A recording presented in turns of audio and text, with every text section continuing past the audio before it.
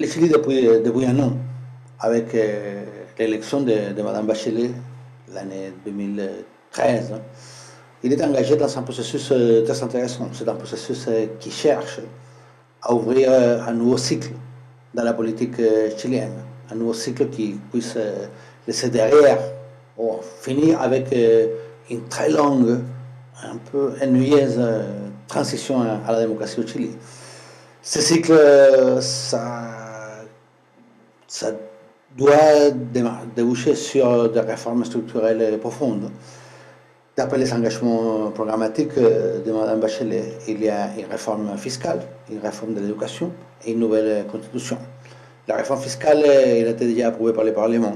Il va falloir voir à partir de l'année 2016 qu'est-ce que ça donne du point de vue des recettes de l'État. De toute façon, c'était une réforme importante pour le Chili. On est en plein processus de réforme de l'éducation et cette année, ce mois-ci, la présidente doit annoncer aussi ce qu'elle va faire, comment elle compte s'y prendre pour les questions de la nouvelle constitution. Mais pour être bref, je dirais qu'on a ouvert le deuxième gouvernement de Mme Bachelet, ça correspond à une nouvelle période dans laquelle on essaye d'ouvrir un nouveau cycle politique avec des réformes structurelles très profondes. C'est un processus ouvert. On ne sait pas très bien ce que ça va donner. Moi, j'espère que ça puisse réussir.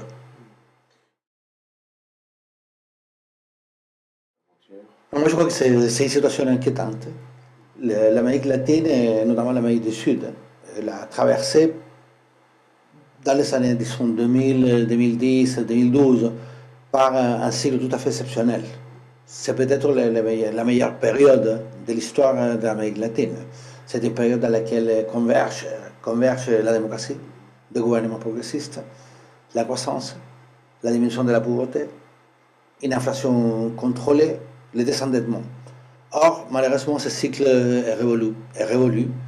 Et on a maintenant à avoir une situation internationale beaucoup plus compliquée. La Chine ne croît plus à 10%, elle croît à 7%, et ça entraîne des conséquences qui sont très négatives sur les cours de matières premières. Donc, on est passé à une situation plus difficile, plus exigeante du point de vue politique, et je crois qu'il va falloir que les gouvernements de différents pays fassent leur maximum pour essayer de trouver une réponse. La situation du Brésil est franchement très inquiétante, parce que Dilma, elle vient d'être élue il y a quelques mois, et on a maintenant à avoir une mobilisation très forte.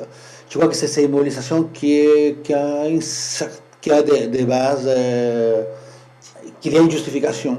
Il y a des problèmes au Brésil, il y a des nouvelles couches sociales qui sont émergées pendant ces cycles exceptionnels qui ont de nouvelles demandes.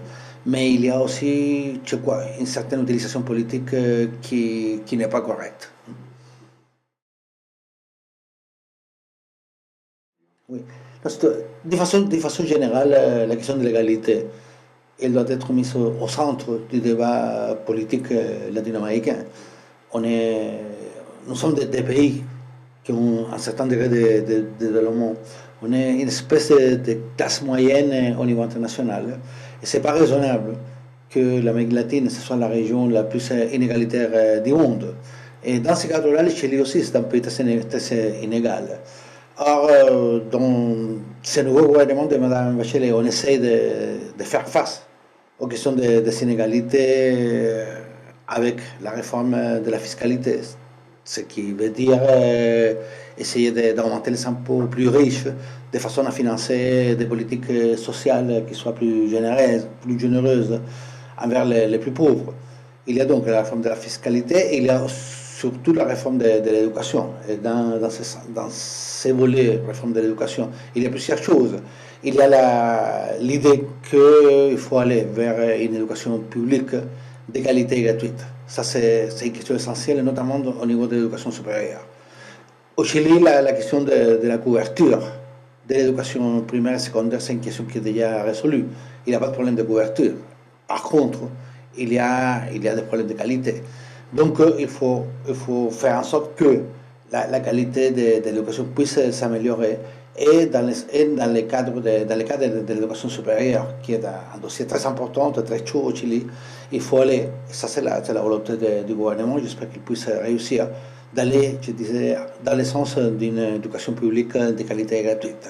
C'est un processus qui est entamé, c'est un processus compliqué, c'est un processus difficile, il y a beaucoup de résistance qu'il faut vaincre, mais je crois qu'on a montré aussi dans les mobilisations de la rue, pendant les années 2010-2011, qu'il y a quand même une certaine énergie qui, à mon avis, doit pouvoir soutenir l'effort visant une plus grande égalité au niveau de l'éducation, ce qui est tout à fait fondamental pour réussir une plus grande égalité au niveau général.